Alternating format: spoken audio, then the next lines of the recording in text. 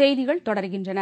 அமெரிக்காவின் நியூயார்க் மாகாணத்தில் ஏற்பட்ட நிலநடுக்கத்தால் பொதுமக்கள் தங்கள் வீடுகள் மற்றும் அலுவலகங்களை விட்டு அலறியடித்துக் கொண்டு வெளியேறி சாலைகளில் தஞ்சம் புகுந்தனர். அமெரிக்காவின் கிழக்கு கடற்கரையில் உருவான நிலநடுக்கம் நியூயார்க் நகர் மட்டுமல்லாது கனடாவின் விர்ஜினியா மற்றும் டொராண்டோவிலும் உணரப்பட்டது.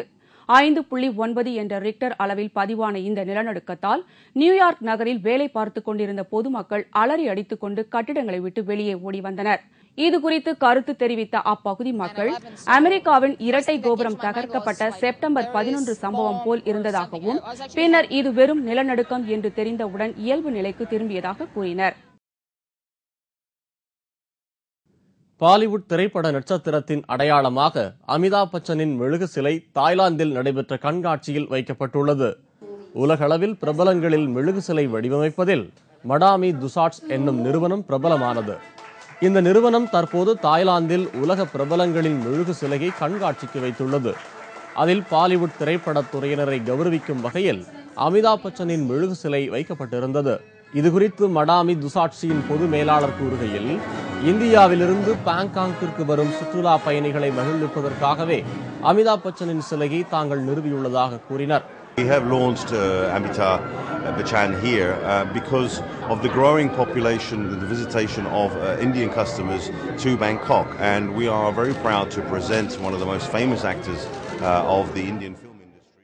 இந்த கண்காட்சியில் சீன அதிபர் ஹி ஜின்டாவோ, இங்கிலாந்து இளவரசி எலிசபெத் ராணி, Mahatma Gandhi, Aung San Suu Kyi, Dalai Lama மற்றும் அமெரிக்க அதிபர் ஒபாமா ஆகியோரின் மெழுகு சிலைகள் வைக்கப்பட்டிருந்தது குறிப்பிடத்தக்கது.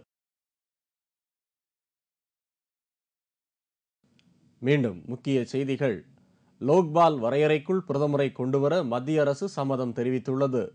அசாரேவின் குழுவினருடனான அடுத்த கட்ட பேச்சுவார்த்தை இன்றும் தொடர்கிறது. ஜன் லோக்பால் மசோதாவை முழுமையாக ஏற்க முடியாது என்றும் மசோதா குறித்து நாடாளுமன்றத்தில் விவாதம் நடத்தப்பட வேண்டும் என்றும் பாரதிய ஜனதா கட்சி வலியுறுத்தியுள்ளது.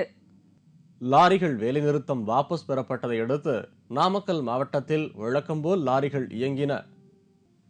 கொலை, வழிப்பறி உள்ளிட்ட பல்வேறு வழக்குகளில் தேடப்பட்டு வந்த முன்னாள் திமுக அமைச்சர் KPP சாமியின் சகோதரர்கள் செங்கல்பட்டு நீதிமன்றத்தில் நேற்று சரணடைந்தனர். இத்துடன் செய்திகள் நிறைவடைந்தன. மீண்டும் செய்திகள் பிற்பகல் 1 மணிக்கு. உங்கள் பிரச்சனைகளுக்கு உடனடி தீர்வு காண 30134600 என்ற கேப்டன் டிவியின் தொலைபேசி எண்ணிற்கு தொடர்பு கொள்ளுங்கள். வணக்கம். வணக்கம்.